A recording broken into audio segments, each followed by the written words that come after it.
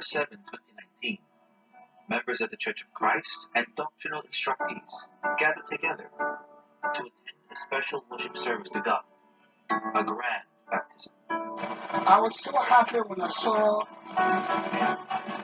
the thousands and thousands of people, first time in my life, to see myself among people that belongs to two church of Christ. It's too amazing. Words are inadequate to express. A majority of those who gathered inside the Philippine arena were people who were ready to receive the Holy Baptism and become fully fledged members of the Church of Christ. One does not simply become a member of the Church of Christ. First, they must fully understand and believe in the teachings of God, upheld inside the Church of Christ, and choose to live by them. Only then can one be baptized and become a member of the Church of Christ. The executive minister, Brother Eduardo V. Manalo, reminded the brethren that becoming a member of the Church of Christ was not a wrong decision, but instead, only through the Church of Christ can one receive God's blessings, and most importantly, salvation. There was an amazing preaching went on today. I was assistant pastor in the church. I have never seen what I've seen in this church when it comes to preaching the gospel directly from the Bible. The first thing that attracted me to join the Church of Christ is the uniqueness of the church. Most especially when I heard about the prophecy, I was convinced. I used to read it, I used to preach it, but I didn't know until I got to understand from the Church of Christ that indeed this is the true church.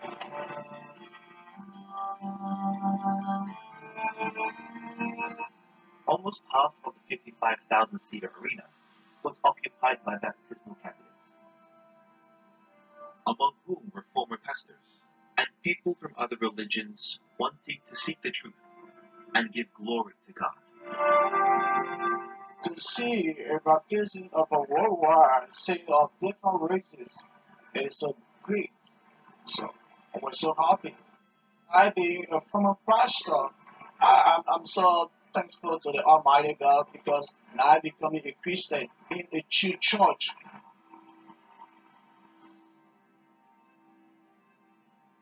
I'm a brand new man inside of God, and I believe that what I used to do before, I will go back to it. I thank God for this church, and I pray until death do me part, I will never leave this church.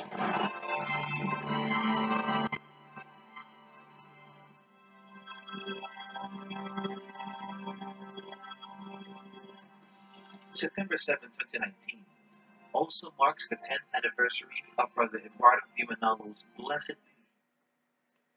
Kumusta na po kayo, mga kapatid, mga kaibigan? Ito pong muli si kapatid na Cesar Sineta, buong puso pong bumabati sa inyo ng banal na halik.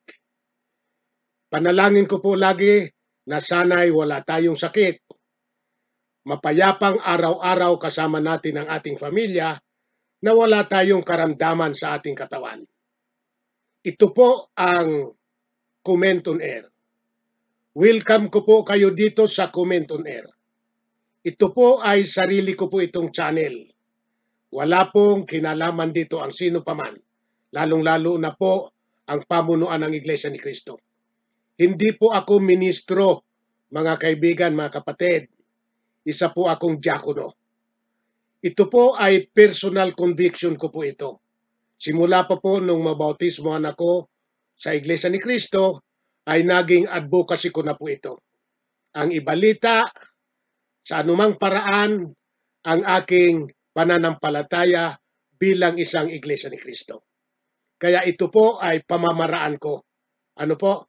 At sumasagot din po ako sa mga nagtatanong at pinagtatanggol ko rin po ang aking pananampalataya sa lahat ng mga naninira sa Iglesia ni Cristo.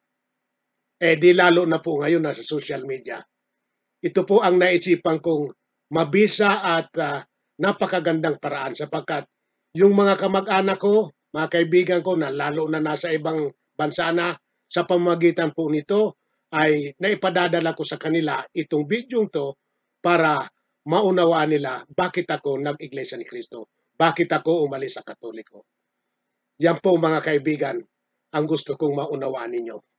Ngayon po ang ating papaksain mga kaibigan ay tungkol po sa mga maliliit na grupo na di umano'y dipinso raw silang Katoliko, mga nagpaparatang, naninira ng mga nag-Iglesia ni Cristo raw ay dahil sa maling akala.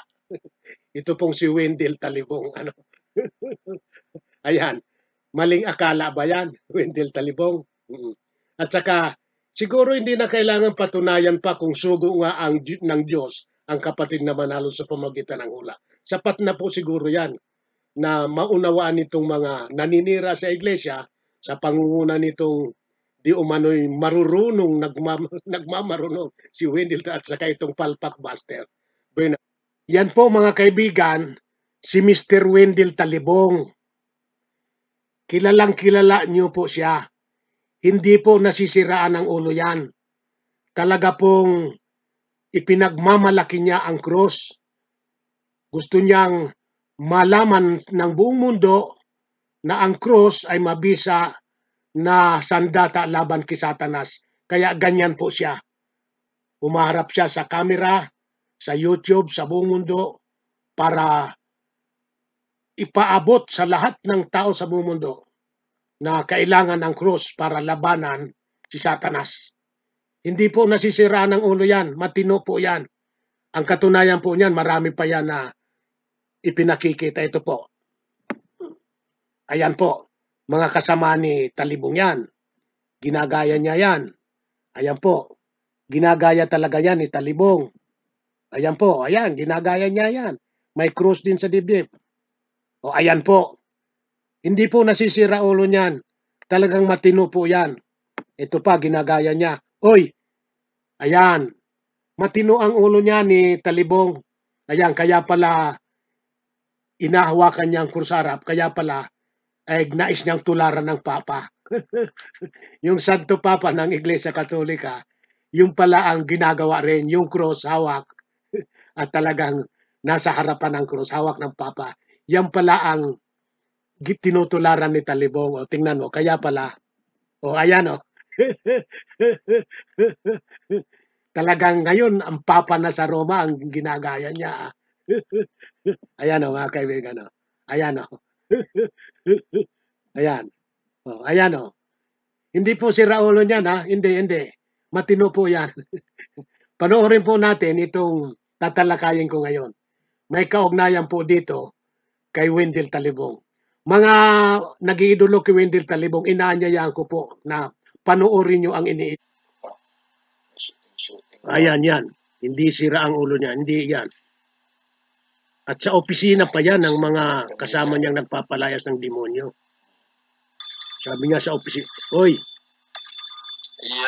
hindi sira ang ulo niyan. Hindi naman nagtitinda ng ice cream yan eh. Bill, mga kapatid. Exorcism bill daw. O, ayan. Normal po yan. Normal yan si Talibong. Hindi po sira ulo niyan. Baka akala nyo sira ulo niyan. Hindi. Normal yan. O, tingnan nyo. Pinaulit naman. Iba na naman umanong kamera ang gagamitin. Uy, take two. Take two.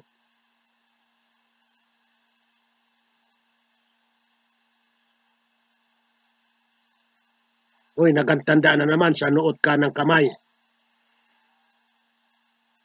Yung tanggal namin natapos nito.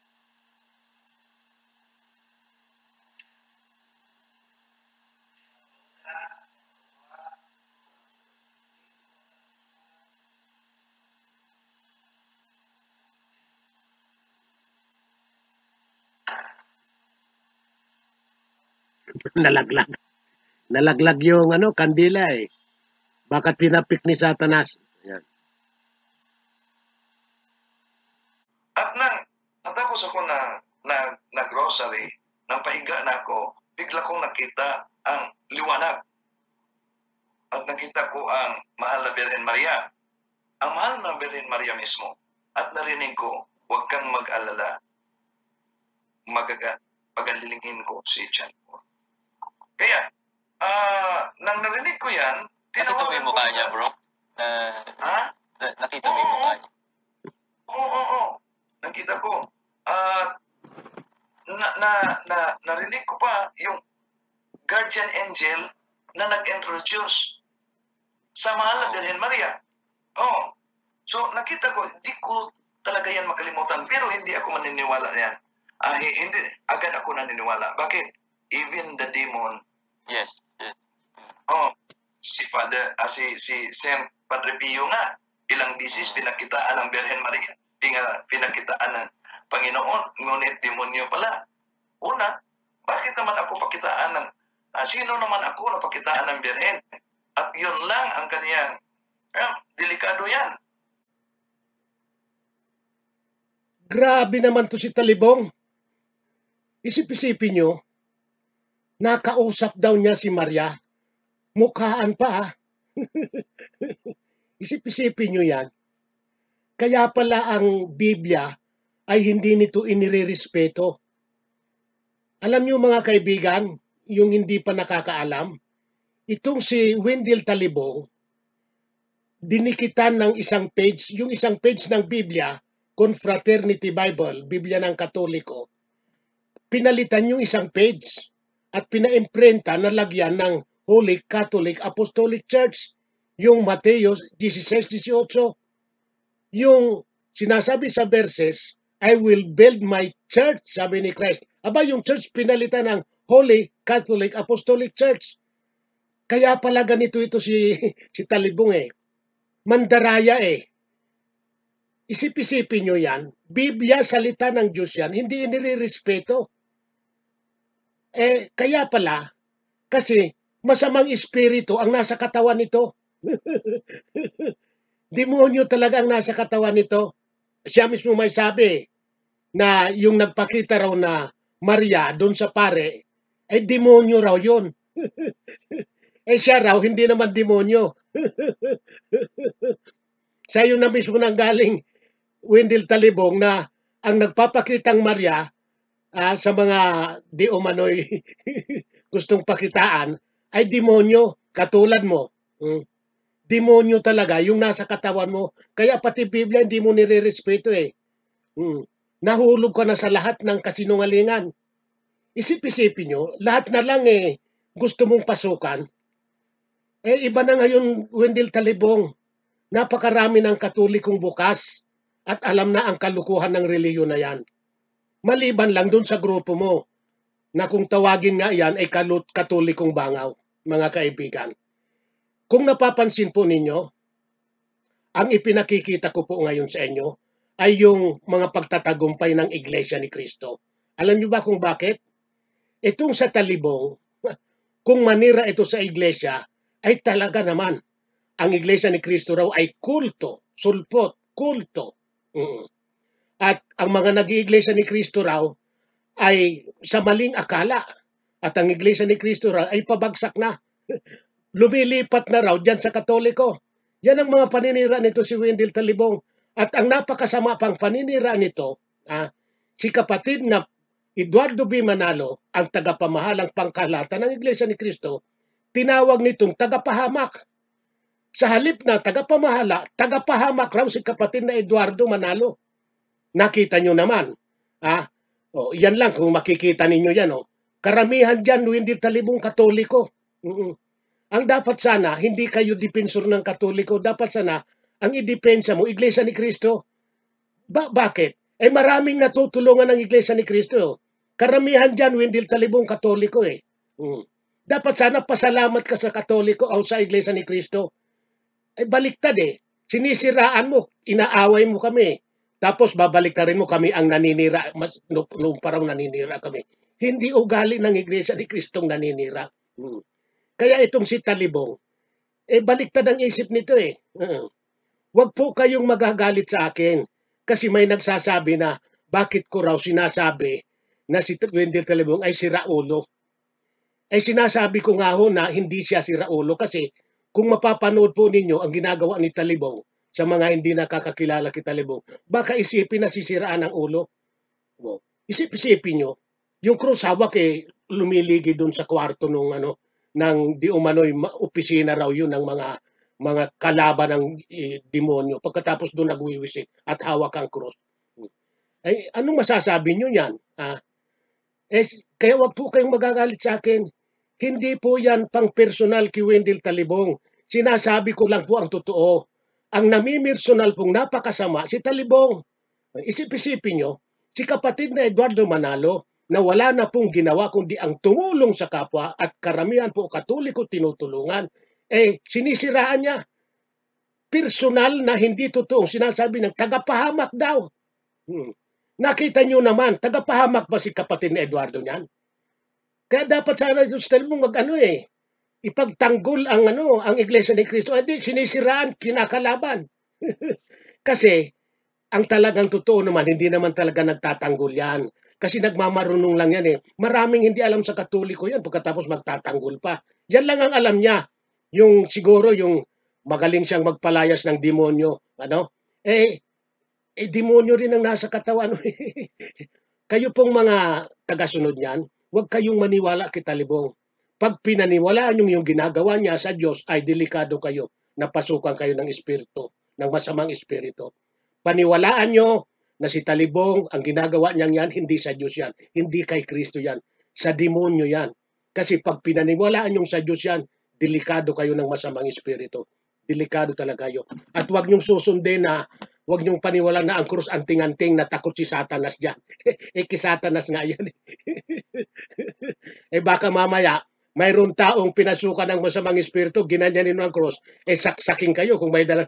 Siya nga, nasuntok sa ilong, dumugo pa Bueno mga kaibigan, huwag po kayong magdaramdam sa akin, kayo pong mga tagahanga na Katoliko dyan kay Wendell Talibong.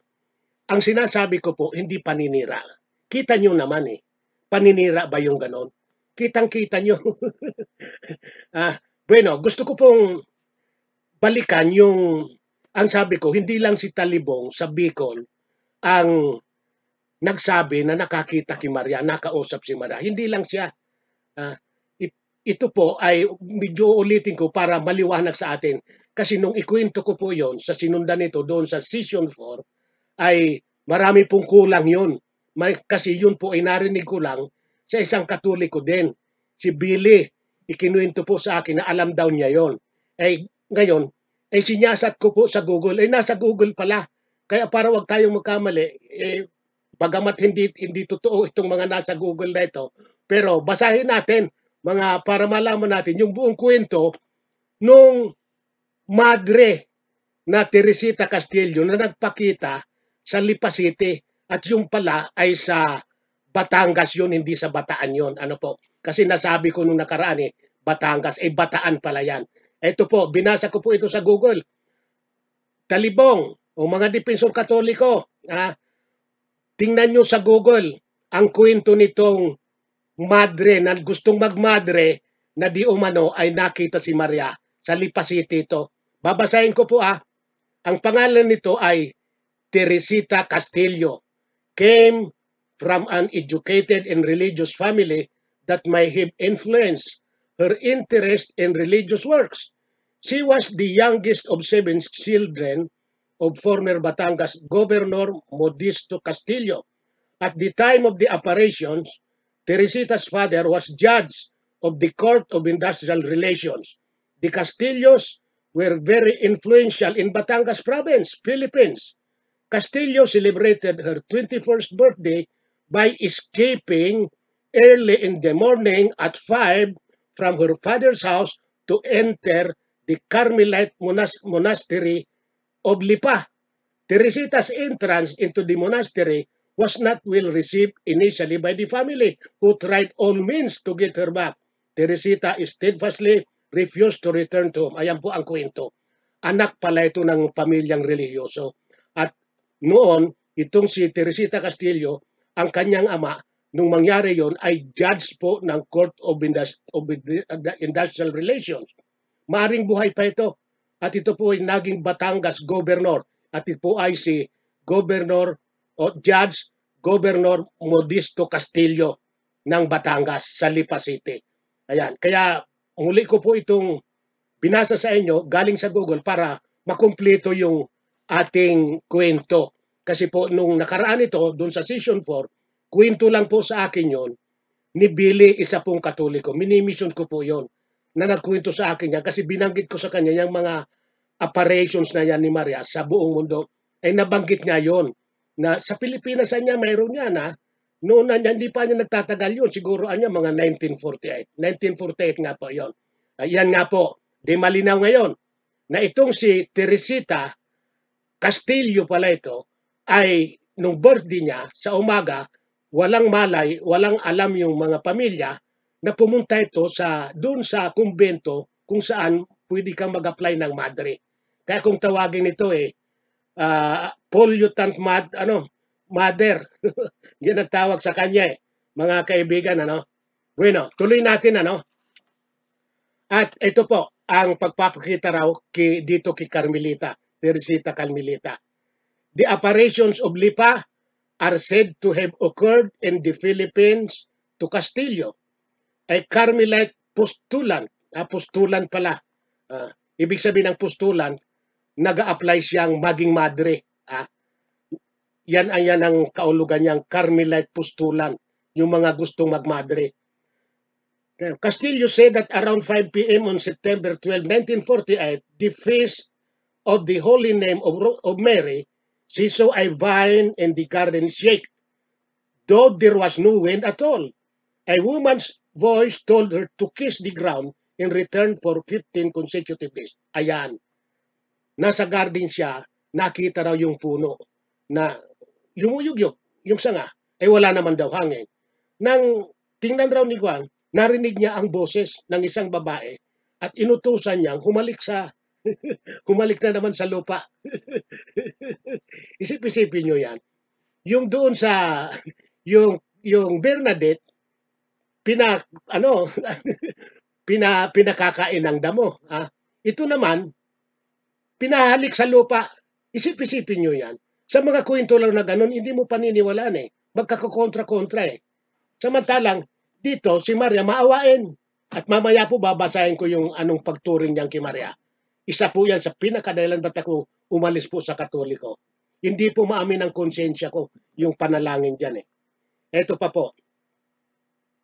Alas 5 raw yun ng hapon. Pagkatapos nakarinig raw siya ng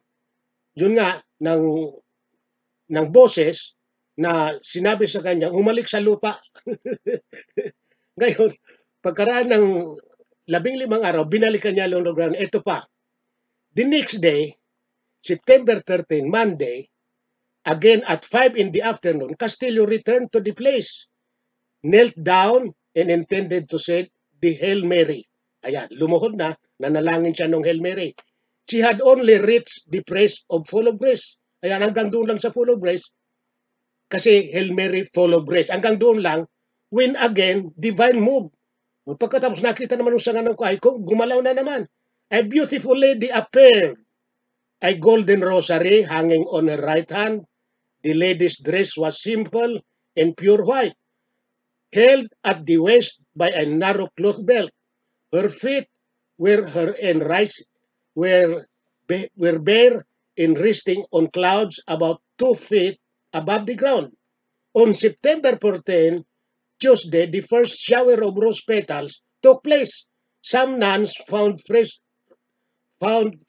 rose petals of exceptional sweetness strewn around the rooms at outside their doors. Meantime, Mother Prioress Mary Cecilia of Jesus decided to consult Alfredo Obiar, Auxiliary Bishop of Lipa and Spiritual Director of Carmel. The bishop instructed her to tell Castillo to ask the Blessed Virgin some proof that the apparition was from heaven. This after the first shower of petals, total blindness affected the postulant. Ayan, isa pa yan, nabulag daw. Nabulag na itong si Teresita. Kaya, the prioress heard a voice telling her that the only way Castillo's blindness would be healed was for her to kiss eyes of the postulant. Ayon. narinig raw ang boses na para makakitang muli si Teresita, kinakailangan mahalikan siya nung babaeng nagpapakita sa kanya. Kaya yun na nga po, nakakita uli yun, yun na nga, magpakita uli sa kanya si Maria daw, at hinalikin nga niyang mata at nakakita siya. Yun po, nung ikatatlong araw na nag-uulan daw ng petals of flowers, yung talulot ng mga bulaklak, nag-uulan. At nagkalat nga raw pati doon sa pintuan ng mga kumbento. Ano po, ayan. Pakinggan natin maigano. In her last apparition to Castillo, the Blessed Virgin identified herself. I am the mediatrix of all grace. Ayan. Nagpakilala na raw sa kanya nung pinakahuling magpakita kay Castillo. Last apparition. Na siya daw ay si mediatrix of all grace. Kaya iginawa agad ng santa yon. Iginawa yun ng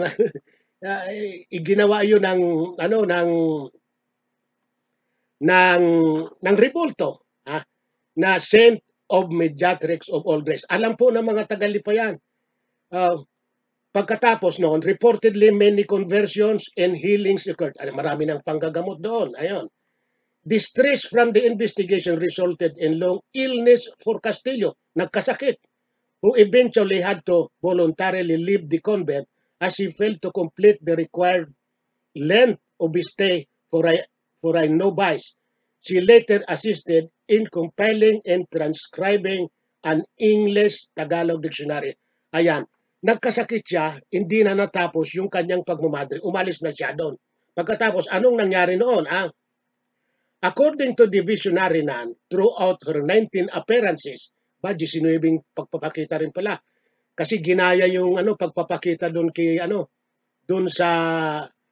doon kay Bernadette, yung the lady of yung sa France, ginaya yung 18 beses nagpakita kay Bernadette. Ito naman 19 appearances that year. Mary stress humility, penance, prayers for the clergy and the Pope, and pray the rosary. Teresita reported that there was one secret for herself. There was one secret for herself. Ayan, mayroon din daw itong sikretong sinabi sa kanya. Kasi yung mga bata sa Fatima, mayroon daw 3 sikreto yon na. Yan, pupuntahan natin yan. May mga sikreto yon na doon sa mga bata. Ito naman, one secret daw. There is one secret for herself. One for the Carmel Convent in Lipa City, one for China, one for the entire world from the Blessed Virgin. After her final appearances in November 12, 1948, Mary reportedly called herself the title of Mediatrix of all grace. Yun na nga, derived from the Second Vatican Council document, Lumen Gentium. Ayan. Kuwan yan, dun raw sa Second Vatican Council document na kung tawagin nila sa Latin, Lumen Gentium. Also associated with the apparition are rose petals that seem to fall from heaven and appear to be emblazoned with images of Jesus, Mary, and Saint. Isipin nyo dyan. Grabe ito. Nung bukod dun sa petals, may nakita raw na imahe na makulay, imaheng makulay ni Jesus, ni Mary, at saka Santo. Emblazon ang tawagin emblazon, ibig sabihin makulay. Madigarbong imahe ni Jesus, Mary, and Saints. Nakita raw yung buko dun sa nalaglaglag ang mula sa langit ng mga talulot. Talulot, mga bulaklak. Ano po ngayon? Ito ngayon ang nangyari. Fast forward 3 years later to 1951, Sister Teresita left the convent sometimes in 1950. Hindi pa ito nagtatagal. Ako, taon na nito 1950. Likely because of all the controversy surrounding the apparitions. Dahil doon sa mga usap-usapan, umalis siya ng kumpento. The local bishop, Alfredo Versosa, E. Florentino, had approved the veneration of Our Lady, Mediatrix of all grace, and the devotion easily grew in the popularity and the already Marian spiritually of the Filipino faithful. Talagang sinamba na, gumawa na ng estatwa ng Lady, Our Lady, Mediatrix of all grace. Yan ang nagpakita raw dito kay Teresita. Kung doon, Lady of Lourdes, ito naman tinawag na Our Lady of Mediatrix of all grace. At pareho din may hawak na rosaryo at pinag-uutosan na laging magrosaryo. Ngayon, tuloy, despite the approval from the local bishops, a committee of church hierarchy in the Philippines declared on April 11, 1951 that there was no supernatural intervention in the reported extraordinary happenings, including the shower of rose petals in Litwa. Ayon pinabulaanan na hindi raw totoo yun. Kaya umalis sa kumbento si Maria kasi nanggagamot na siya doon. Marami nang hindi na naniniwala. Kaya pinatunayan na hindi raw totoo yun. Kasi natuklasan nga daw, ito kinuwento rin sa akin ni Bele, na yung palang mga petals ng rosa, yung mga talulot ng bulaklak na nalalagraw raw galing sa langit, ay yung pala sa kampanaryo, may ventilador doon. May ventilador para yung bulaklak nga, ililipad yun. Ventilador pala. Ay yung pinabulaanan na hindi totoo yung milagrong yun. Eh paano ngayon yan? Di sinamba na yun. Eh ang ginawa ganito. Despite the approval from the local bishops, a committee of church hierarchy in the Philippines declared on April 11, 1951 that there was no supernatural intervention in the reported extraordinary happenings, including the shower of rose petals in Lipa. The statement also contained the continuous praise until final decision on the matter will come from the Holy See. Yun ang Papa. Bishop Rufino Santos, who became apostolic administrator from after the decisions, ordered that no petals be given to anyone by the Lipa Carmelite community, and that the statue of Our Lady Mediatrix be withdrawn from public view. Ayan, pinatanggal yung ginawang revolto na kung tawagin Our Lady of Mediatrix, pinatanggal yon. At pinatigil na yung mga tao na magbigay ng mga rosa kasi yun ang naging naging gayahan na kasi galing nga daw kaya pagka pumunta ka ron, ayan, bibigyan ka ng mga bulaklak. Pinatigil na yon. Sinasabi na order na no petals be given to anyone by the Lipa Carmelite community. Yung mismong community doon sa Carmelite, doon sa kumpento, namimigay sila ng mga bulaklak. Pinatigil yon at pati yung Santa na kung tawagin nila Our Lady Mediatrix, pinatanggal yon. Di malinaw ngayon mga kaibigan na talagang yung mga milamilagrong yan, talibong, hindi na paniniwalaan yan. Eh yun mismo ngayong patalibong paniniwalaan ko yan, panahon ng computer dito ngayon yan Sabi ko nga, yung ano mo yan, matagal ko nang napapakinggan yan. Kaya mga kaibigan kung naniniwala kitalibong, yan po ang katotohanan. Ano po? At mayroon pa niyan. Yung, alam mo, yung ding Piña Francia sa Naga, sa Bicol. Yan po, kung bakit Piña Francia yan, kasi galing po yan sa Francia, sa Paris, sa isang mabundok na doon nakita yung di umano sa naka-engrave sa bato, yung talagang birhen na may hawak na bata.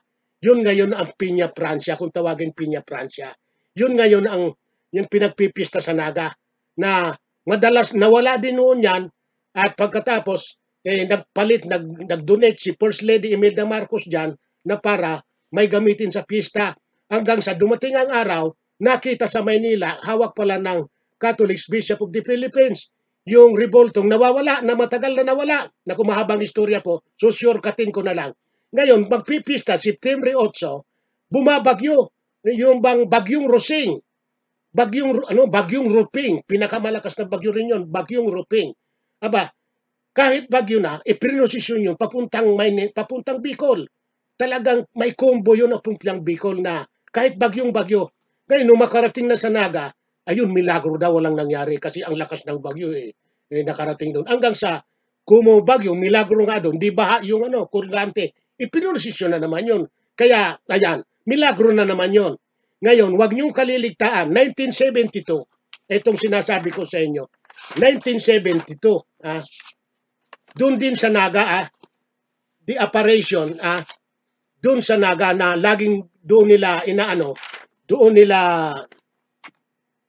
ibig kong sabihin, doon nila pinanunod pagka-prosesyon, ito mababasa po ninyo ito sa Google. Ayan, prinin ko po. Ito po ang nangyari. 1972 sa Colgante Bridge tragedy. More than 100 devotees were killed when Colgante Bridge in Barangay Piña Francia collapsed on Saturday, 16 September 1972. The overloaded bridge collapsed from the weight of people waiting for the pagoda barge bearing the icon to sail halfway throughout the fluvial processions in the Naga River. The procession was returning the image to its shrine from Naga Metropolitan Cathedral after the novena in the Virgin's honor.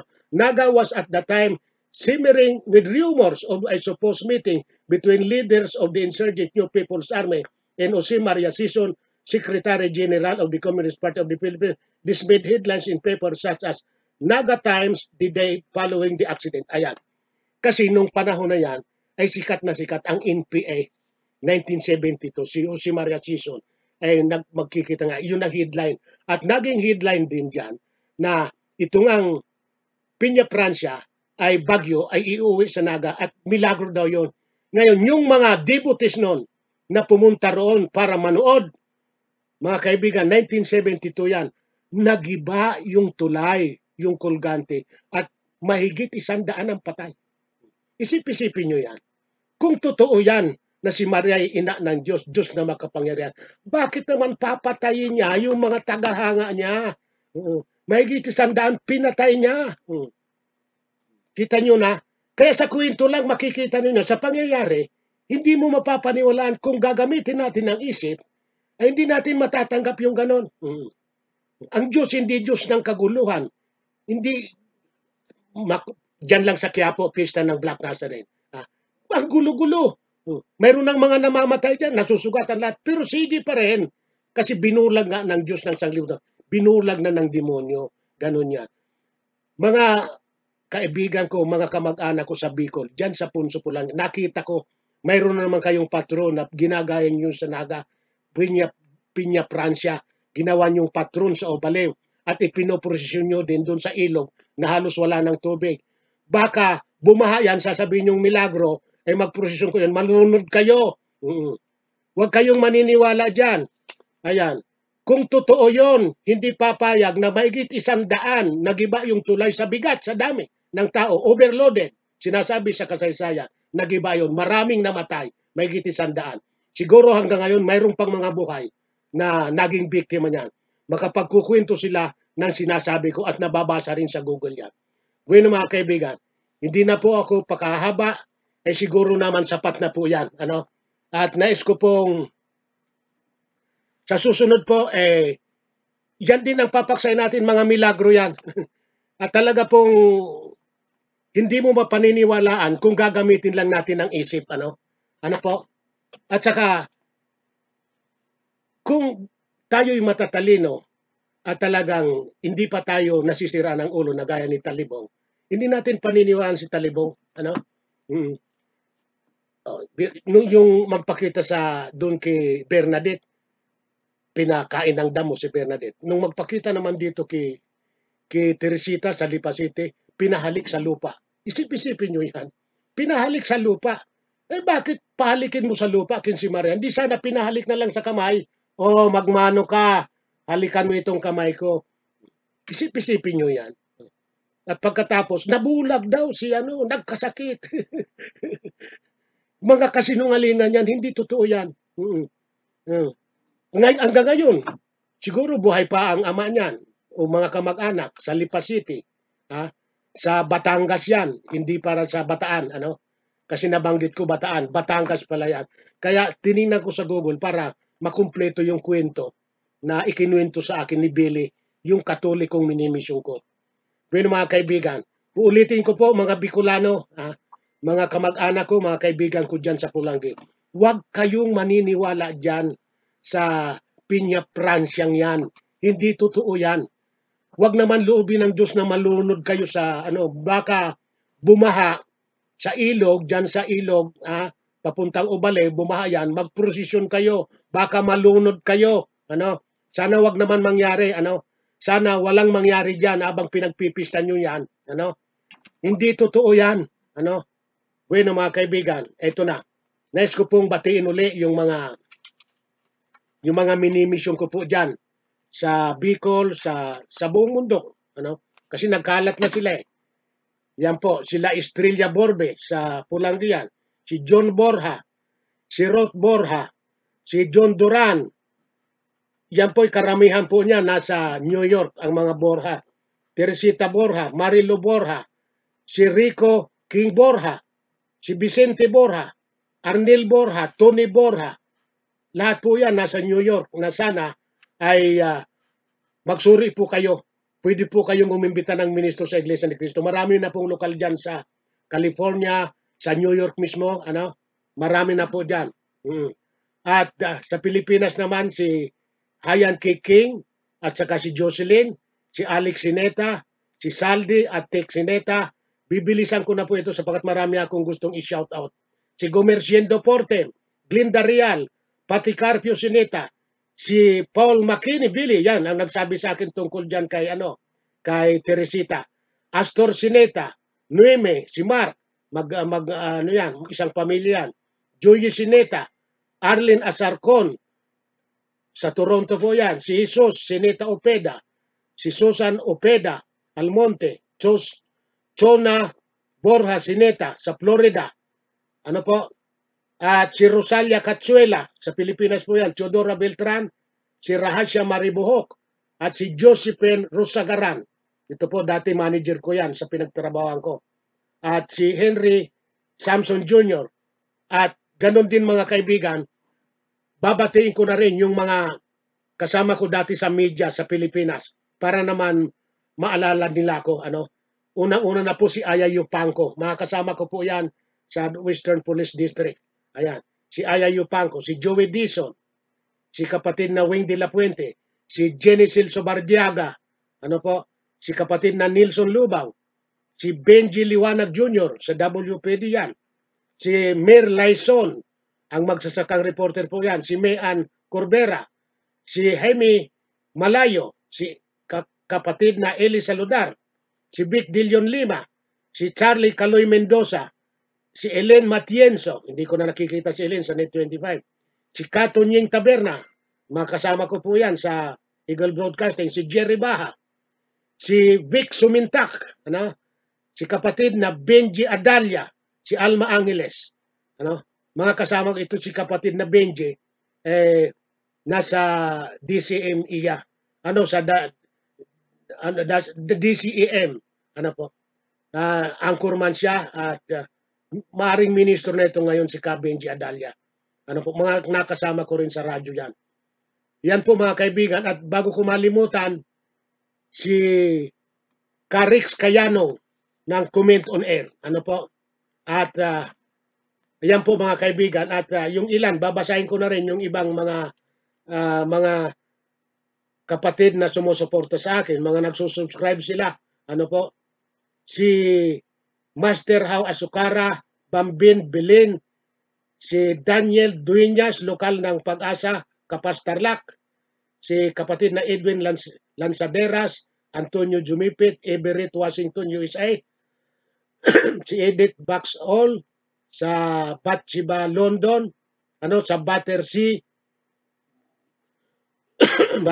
London, at si Antonio Anore sa Kiyobe, Sharingan, at si Alan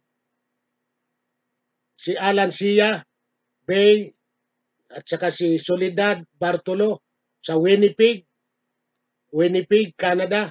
Ano po? Si Nancy Mercedes Jackson sa Texas po yan. Si kapatid na Alice Manansala, si kapatid na Ami Manansala, si Michelle Baisan, Daryl, at saka si Michael Nira sa Alumino City, Pangasinan. At saka si Rolly Paras at si Jenilyn Cape. Mga diakono po yan. Bueno mga kapatid, sa susunod po ay yung iba naman ang babatiin natin. Bueno, bago ko natin malimutan, samahan po ninyo akong manalangin sa Panginoong Diyos na sana wakasan niya na po itong pandemya para mapayapa na tayong naglilingkod sa Kanya at sana araw-araw mapayapang kasama natin ang ating pamilya na wala tayong anumang karamdaman sa ating katawan. At huwag din natin kalimutan na idalangin ang kapatid na Eduardo Manalo na sana'y huwag mahawa ng pandemyang ito kasama ang kanyang pamilya at manatili ang patnubay sa kanya ng Ama at tagnay ang karunungan, kapangyarihan at sa ikapagtatagumpay ng Iglesia ni Cristo hanggang sa araw ng paghuhukom. Maraming salamat po. Huwag niyong kaligtaan, mag-like, mag-share, mag-comment at mag-subscribe. Ito ang Comment on Air.